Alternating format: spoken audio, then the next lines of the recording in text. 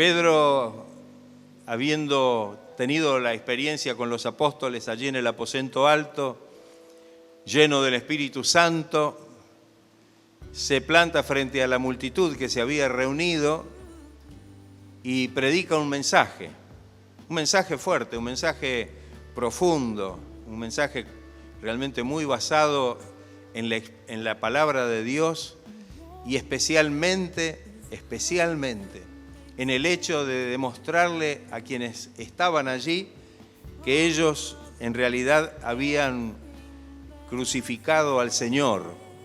Por eso dice el versículo 36, sepa pues ciertísimamente toda la casa de Israel que a este Jesús, a quien vosotros crucificasteis, Dios le ha hecho Señor y Cristo. Ahora, este mensaje tuvo un impacto muy profundo en el corazón de todos aquellos que estaban escuchando. Y por lo que dice después más adelante el texto, no eran 4 o 5, o 10 o 20, o 100 o 200. Había algunos miles que se habían reunido. Y dice la palabra que se acercaron a los apóstoles y dice muy claro el texto, ¿no? Al oír esto se compungieron de corazón. Ese mensaje y esa palabra guiada, dirigida por el Espíritu Santo, impactó en el corazón de toda esa gente que se había reunido, que estaban con distintos pensamientos, ¿no? Algunos se burlaban, otros estaban totalmente asombrados, como diciendo, ¿qué es esto? ¿Qué es lo que está pasando? ¿Qué es lo que estamos presenciando? Otros decían que estaban borrachos, en fin, había una gran variedad de situaciones. Sin embargo, el mensaje termina obrando con poder en el corazón y dice que se acercaron a Pedro y a los otros apóstoles y les dijeron, varones hermanos, ¿qué haremos? Qué pregunta importante, ¿no? Una pregunta que la vemos repetida en el Nuevo Testamento por quienes realmente de alguna forma estaban interesados en saber qué debían hacer para recibir la salvación. Aquellos que se habían compungido en ese momento, seguramente en relación con el mensaje y con la palabra que habían escuchado, estarían sintiéndose de alguna forma condenados, ¿no? Por haber crucificado al Señor, porque ese fue el tema, digamos, el objetivo del mensaje. Pero qué importante que al ser compungidos de corazón, ellos fueron a los apóstoles y le hicieron esta pregunta, ¿qué haremos? ¿Qué haremos? ¿Sabe que esta es una pregunta muy importante? El apóstol Pablo, cuando tuvo un encuentro tan glorioso con el Señor, ¿se acuerdan ustedes? Conocen la historia, ¿no? Del apóstol Pablo que iba camino a Damasco para perseguir a los cristianos, encarcelarlos. Él había sido una persona muy rígida y había consentido en la muerte de algunos, especialmente del primer mártir cristiano que fue Esteban. A los pies de él fueron puestas las ropas de Esteban, dice la palabra. O sea que, de aquellos que lo apedrearon. De manera que es importante que en esa instancia donde Pablo se encuentra con el Señor, es decir, con una luz que lo rodeaba, ni siquiera vio al Señor, cae a tierra y cuando se manifiesta el Señor, diciéndole, yo soy Jesús a quien tú estás persiguiendo. ¿Se acuerdan lo que dijo Pablo? ¿Qué haré, Señor? ¿Qué debo hacer? ¿Qué debo hacer? Qué importante esto, ¿no? Porque en realidad no sabemos qué tenemos que hacer. Pero sí, la palabra de Dios y el Señor nos revela qué es lo que debemos hacer. Después del encuentro con el Señor y después de ese momento importante en el que recibimos el toque de la palabra del Señor, ¿qué debemos hacer? La Biblia nos muestra, porque es nuestro libro de cabecera, es el libro que nos enseña y nos muestra todo lo que nosotros debemos conocer. Por eso es tan importante esta pregunta. La respuesta de Pedro fue muy sencilla, pero muy directa. Pedro les dice con toda claridad qué deben hacer como experiencia inicial en cuanto a su relación personal con el Señor. Y había tres cosas fundamentales que Pedro les señala. Pedro les dijo, primero, arrepentíos. Segundo, bautícese cada uno de vosotros en el nombre de Jesucristo para el perdón de los pecados. Y tercero, y recibiréis el don del Espíritu Santo. Qué importante esto. Tres cosas. La primera de ellas es el arrepentimiento. Debían demostrar genuinamente, realmente, a través de esa actitud de corazón. Dice la Biblia que ellos se compungieron de corazón. Se compungieron de corazón. Ellos sintieron algo muy profundo y se compungieron. De alguna manera fue un paso importante para llevarlos al arrepentimiento. Si fuimos quienes enviamos a la cruz al Señor, ahora debemos arrepentirnos de esto.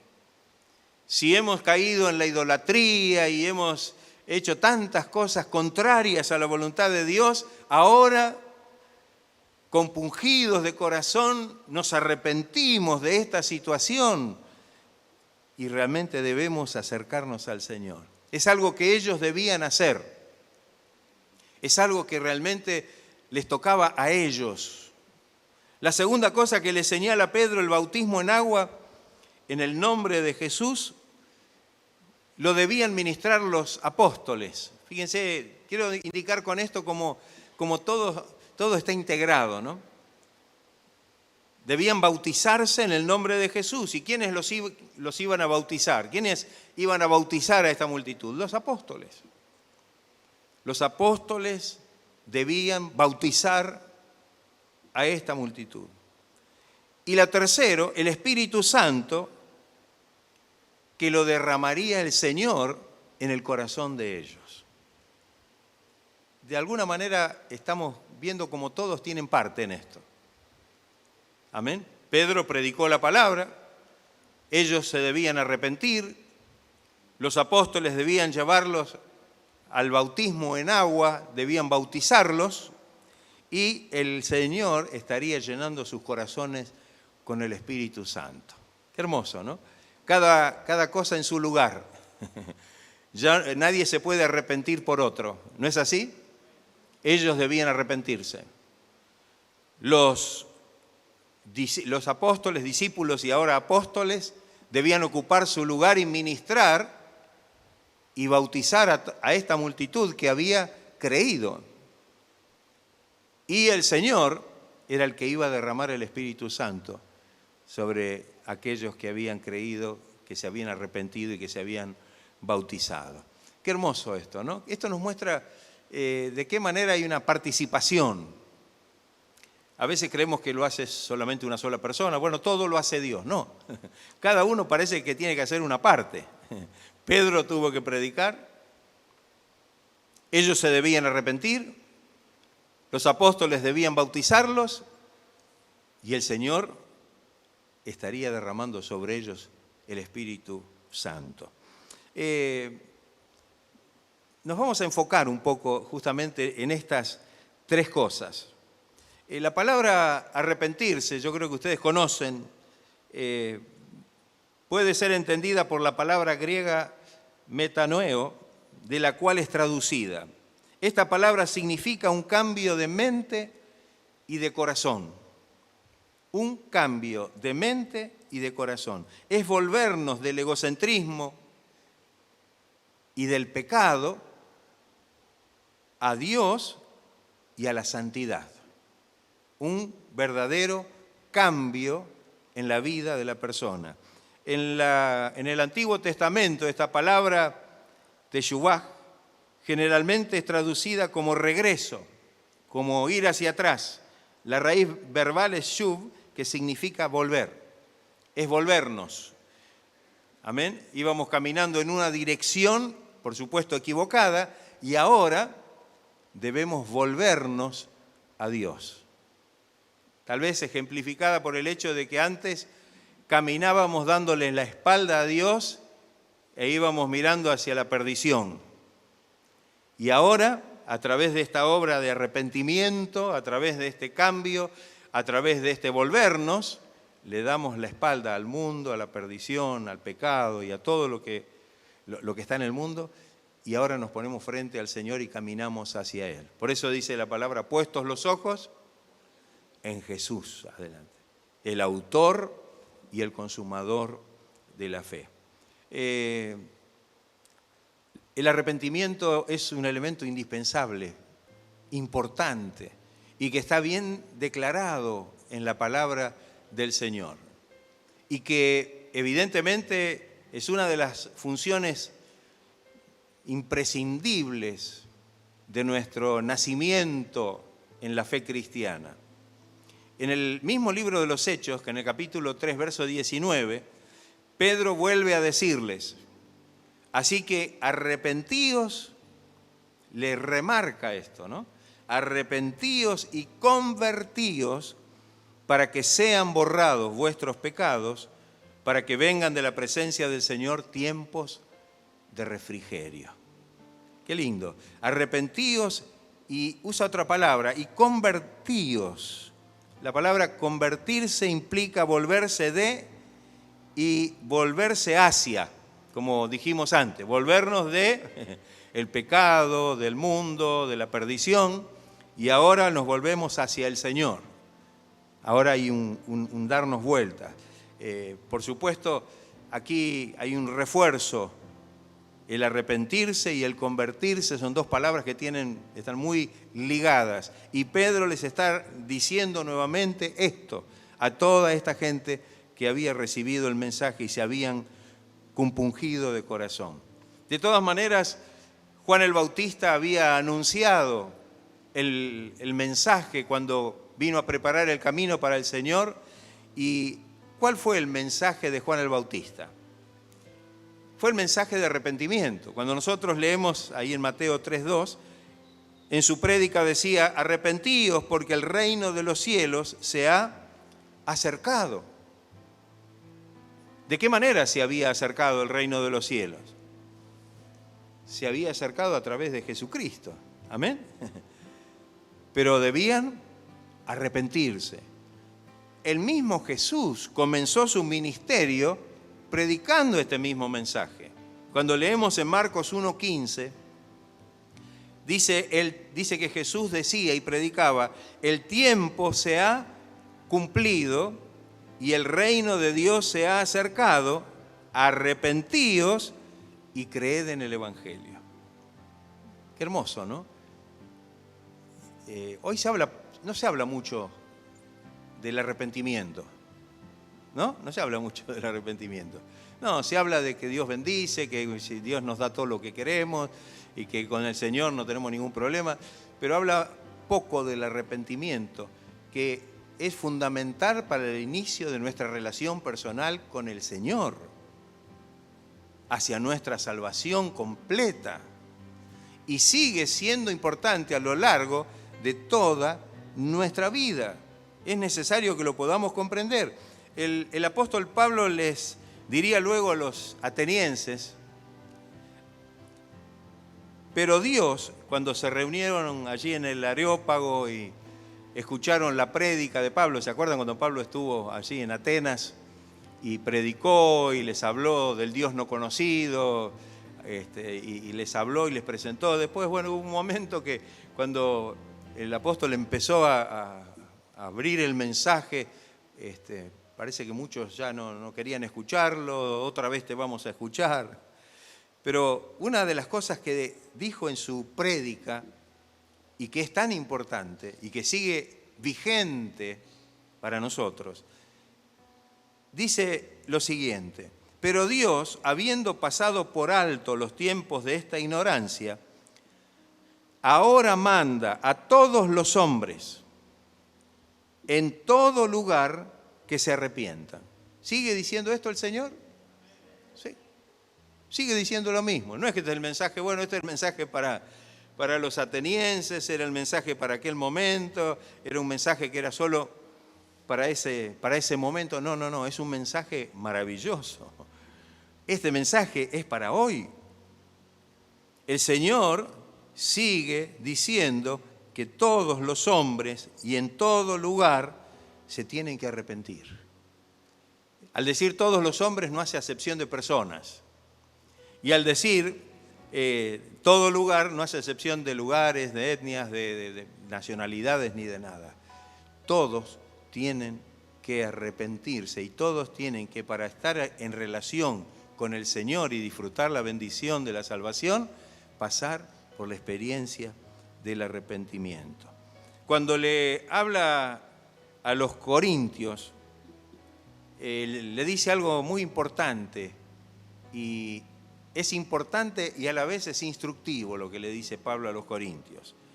Cuando leemos en la segunda carta, capítulo 7, versos 9 al 10, les dice: ahora me gozo, no porque hayáis sido contristados, sino porque fuisteis contristados para arrepentimiento.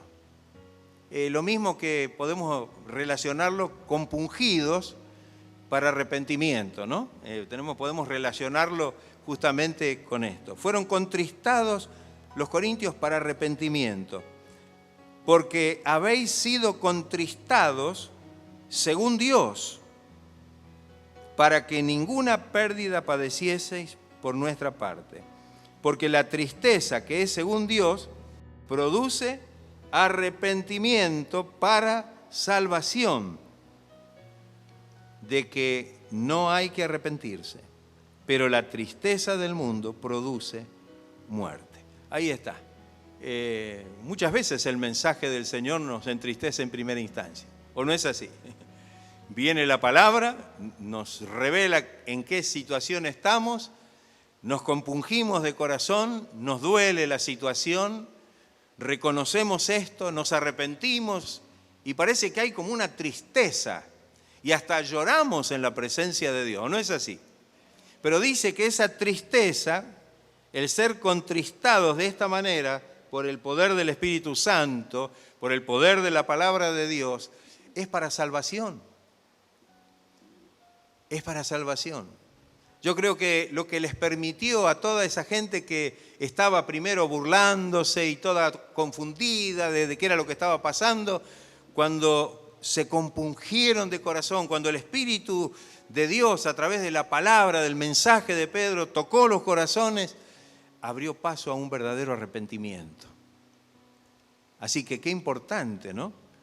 Qué importante. Bien le está enseñando el apóstol Pablo a los corintios esta maravillosa verdad. Así que el Señor nos ayude. Seguramente la tristeza que viene por el mundo, no, porque esa produce muerte, dice la palabra. Pero cuando esto viene por el Señor, cuando ese ser contristados o compungidos viene porque escuchamos la palabra y nos quebranta, eso produce arrepentimiento para salvación, dice la palabra del Señor. Que el Señor nos ayude, que podamos valorar la importancia del arrepentimiento, no solamente en el inicio de nuestra vida cristiana, sino durante nuestra vida cristiana, porque de 2 por 3 nos equivocamos. Bueno, ustedes no, pero no dijeron amén. Todos nos equivocamos.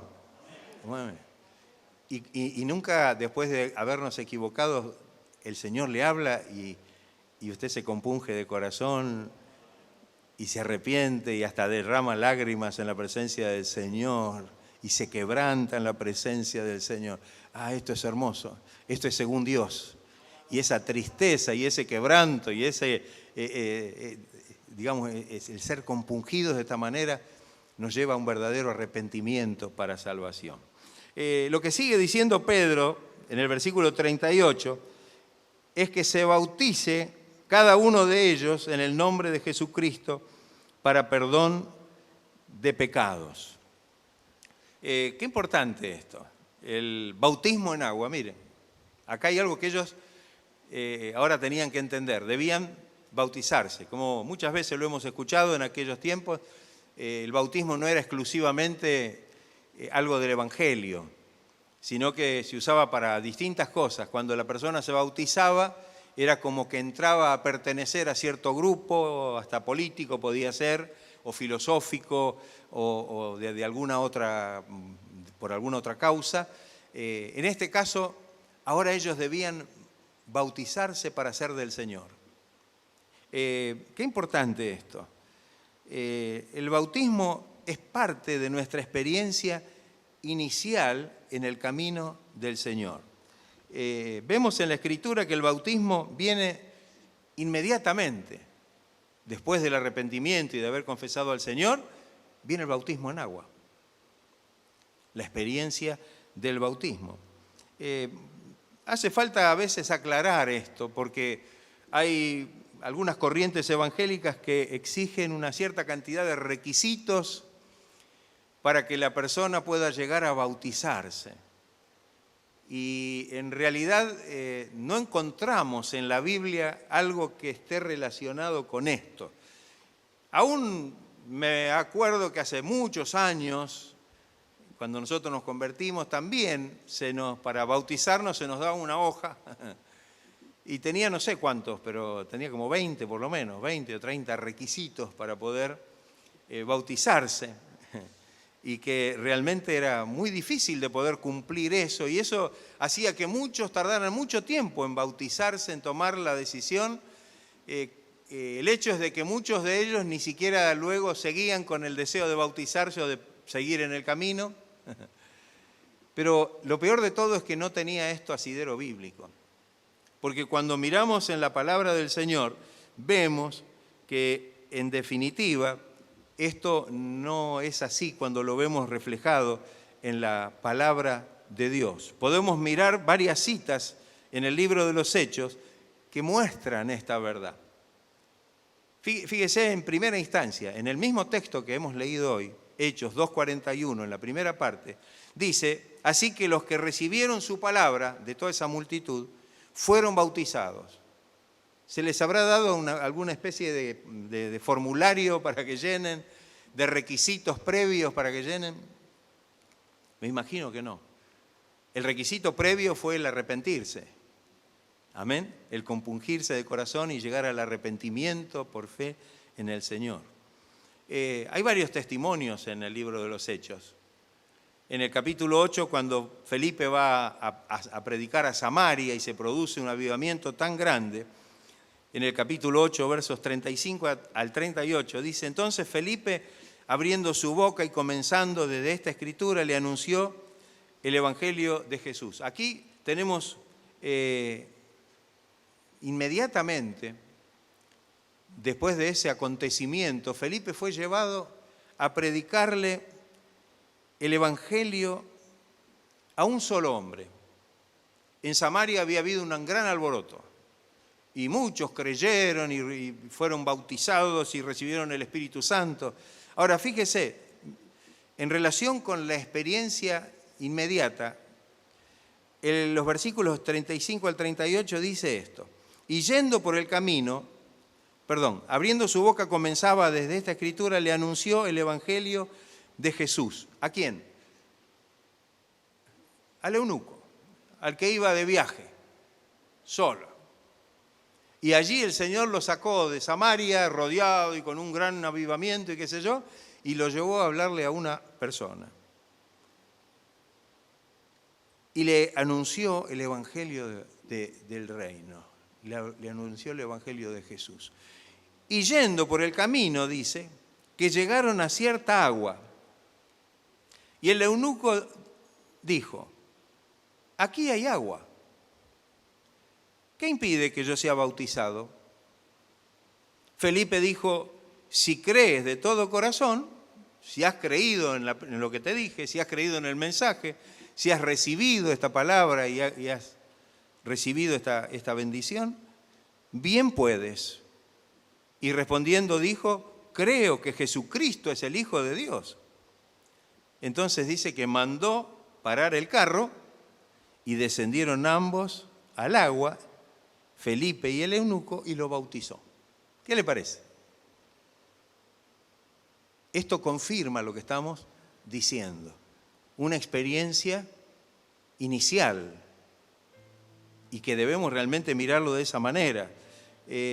Cuando miramos la experiencia del apóstol Pablo, la conversión que mencionamos antes, del apóstol Pablo, cuando Pablo es llevado a Damasco y tiene el encuentro con Ananías, capítulo 9 de los Hechos, versículo 17, dice que fue entonces Ananías y entró en la casa, allí en Damasco, y poniendo sobre él, sobre Pablo, las manos, le dijo: hermano Saulo, Saulo de Tarso, el Señor Jesús, que se te apareció en el camino por donde venías, me ha enviado para que recibas la vista y seas lleno del Espíritu Santo.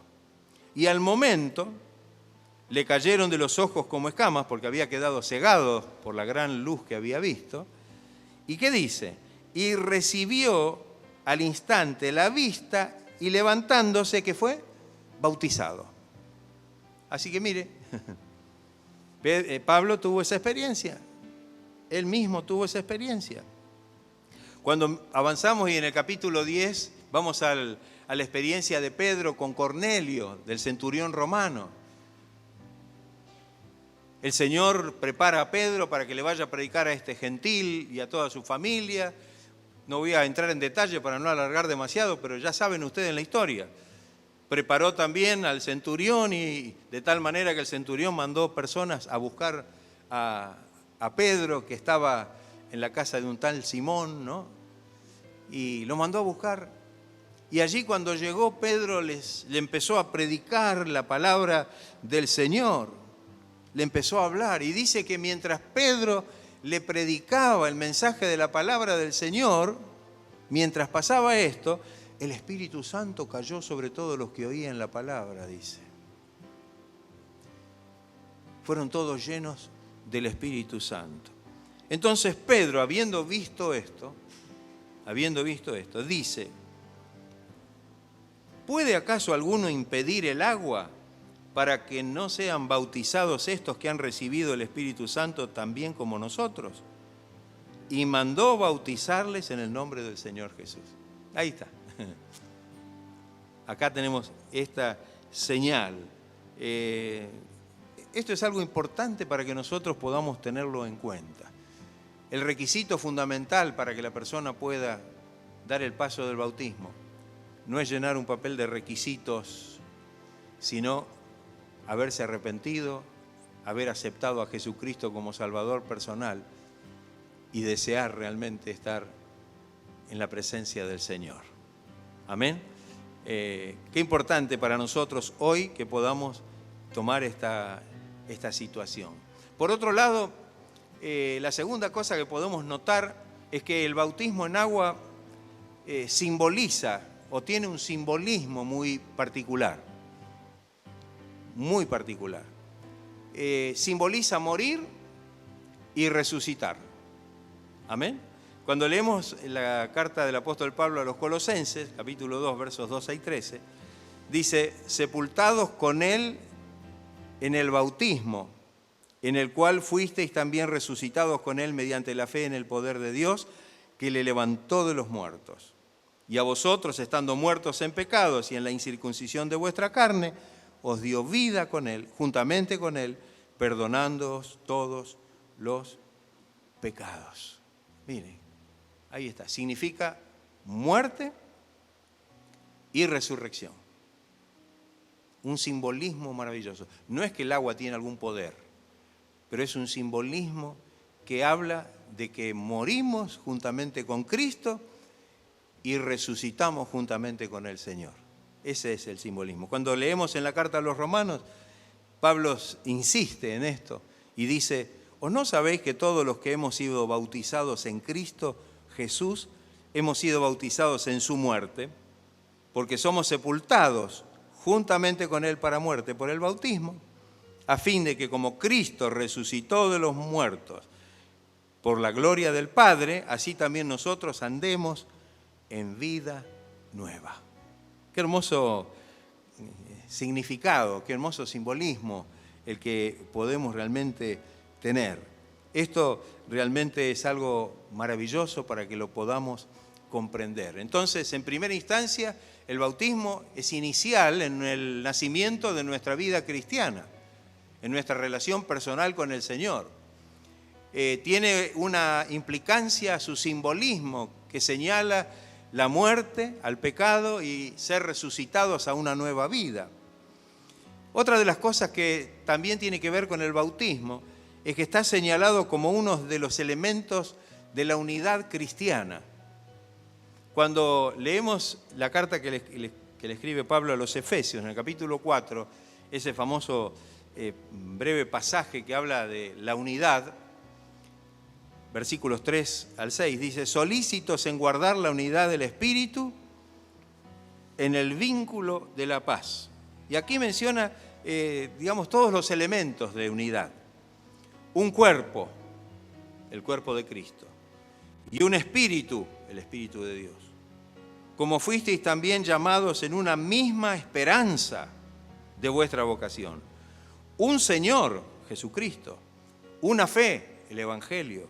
Un bautismo. Un Dios y Padre de todos, el cual es sobre todos y por todos y en todos. Así que, qué importante, está puesto en un lugar muy importante el bautismo. Amén. Como uno de los elementos también que nos mantiene y que nos habla de la unidad que ahora tenemos estando en Cristo. Un bautismo, porque habla justamente de esas dos cosas que dijimos antes, de haber muerto juntamente con Cristo y haber resucitado a una nueva vida con Él. Amén. Ahora somos nuevas criaturas para la gloria del Señor y estamos unidos al Señor por esta maravillosa experiencia.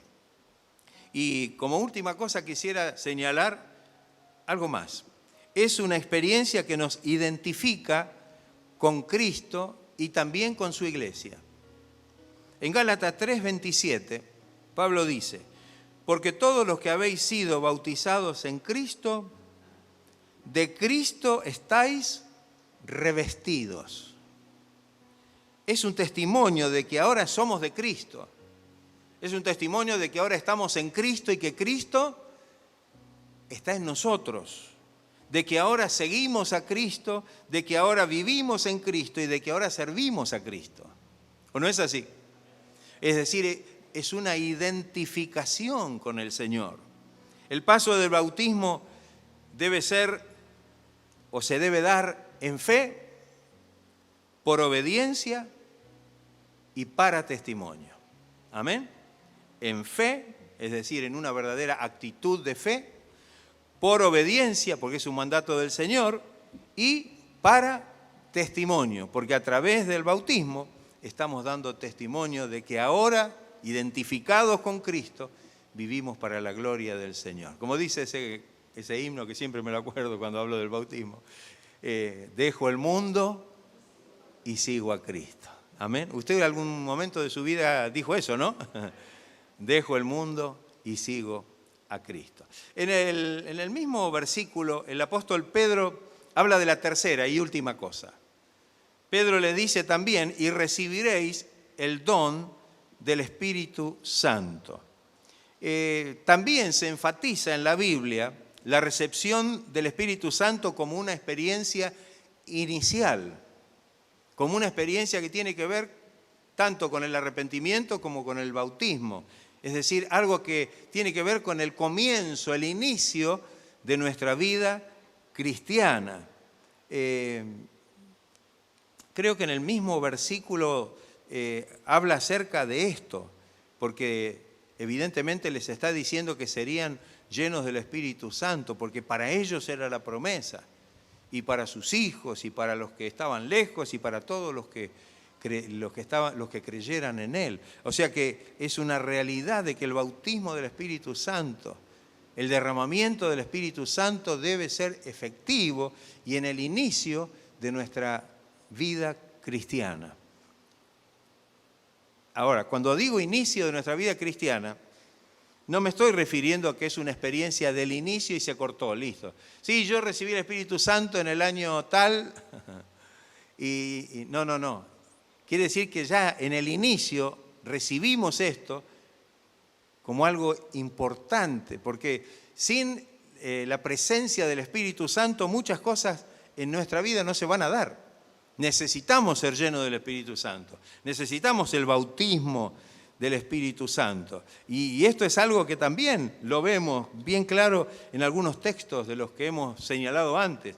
En Hechos 8, cuando los apóstoles que estaban en Jerusalén oyeron que Samaria había recibido la palabra, Hechos 8, 14 al 17, dice que enviaron a Pedro y a Juan, los cuales, habiendo venido, oraron para que estos que habían recibido al Señor y habían aceptado la palabra y habían recibido a Cristo, recibiesen también al Espíritu Santo, porque aún no había descendido sobre ninguno de ellos, sino que solamente habían sido bautizados en el nombre de Jesús.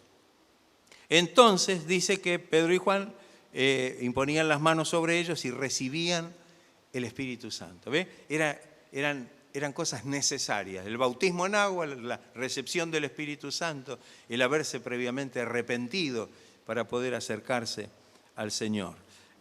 Cuando leímos recién el texto de Pablo, Ananías dice que impuso sobre él las manos y fue lleno del Espíritu Santo.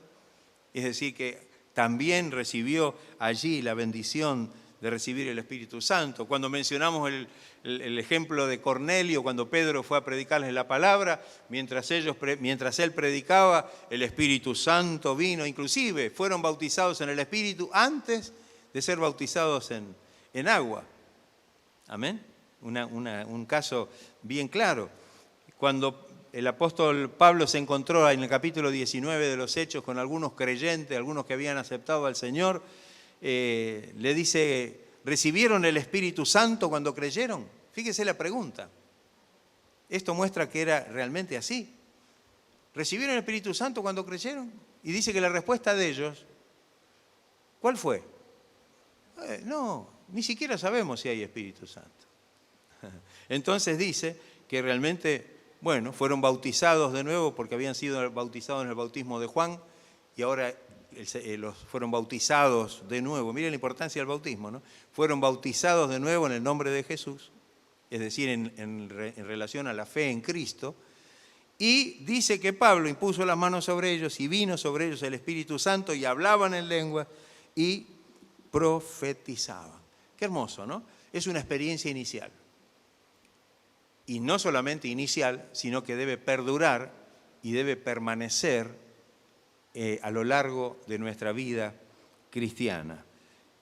Podemos decir que hay varias cosas que podemos señalar en relación con el ser llenos del Espíritu.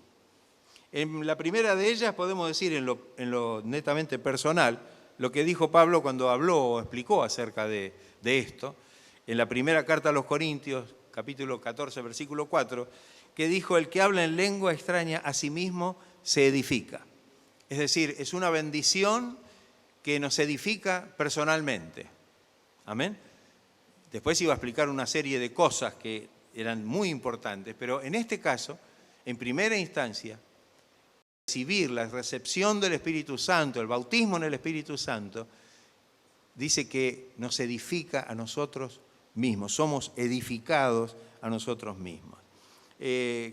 También como un requisito para ser testigos y recibir ministerios de parte del Señor. Cuando leemos en Hechos 1:8, ¿qué dice?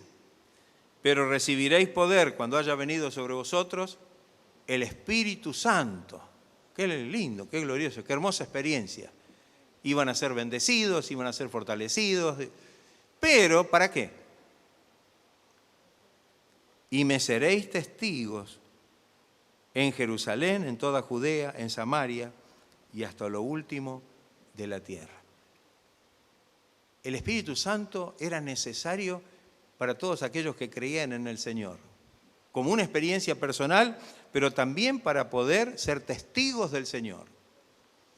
También para poder luego ser ministros y ocupar tal vez lugares en lo que iba a ser la constitución de la iglesia. Cuando leemos en el capítulo 6 del libro de los Hechos, versículo 3, cuando se buscaba, cuando fue necesario nombrar a los diáconos, en principio, la primera elección, el Señor dijo: buscad pues, hermanos, de entre vosotros a 7 varones de buen testimonio, ¿qué más? Llenos del Espíritu Santo. ¿Qué tenían que tener los diáconos? Ser de buen testimonio, una vida de ejemplo, de testimonio, llenos del Espíritu Santo y de sabiduría, no de sabiduría intelectual, sino de sabiduría del Señor, a quienes encarguemos de este trabajo. Así que estos hombres que iban a ser llamados para poder ocupar lugares en la iglesia en ese tiempo, que eran de servicio esos lugares, necesitaban, entre otras cosas, porque había requisitos, sí, no para bautizarse, pero sí requisitos para ministrar, y lo sigue habiendo. Cuando leemos la palabra en Timoteo y en Tito, vamos a encontrar que para los diáconos hay requisitos que cumplir. Entre ellos, tenía que ser lleno del Espíritu Santo. También para poder ser de edificación, a la iglesia necesitaban recibir los dones del Espíritu Santo. Y todo esto venía a través de la obra del Espíritu Santo. Cuando nosotros leemos en 1 Corintios 12, ahí se manifiesta, ¿no?, que los dones vienen de parte de Dios, pero cuando uno lee, ahí está el Espíritu presente en todo. No podemos digamos, dejar aparte al Espíritu Santo en esto, porque es fundamental. Dice: ahora bien, hay diversidad de dones, pero el Espíritu es el mismo. Y hay diversidad de ministerios, pero el Señor es el mismo.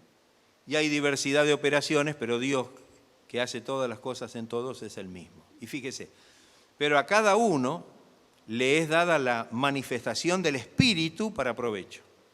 A este es dada por el Espíritu palabra de sabiduría, a otro palabra de ciencia según el mismo Espíritu, a otro fe por el mismo Espíritu, y a otro dones de sanidades por el mismo Espíritu. No por nada repite esto. Es el Espíritu de Dios que da esto, ¿no? A otros hacer milagros, a otro profecía, a otro discernimiento de espíritus, a otros diversos géneros de lengua y a otro interpretación de lengua. Pero todas estas cosas las hace uno y el mismo Espíritu, repartiendo a cada uno en particular como Él quiere. ¿Qué importancia tiene entonces también, no?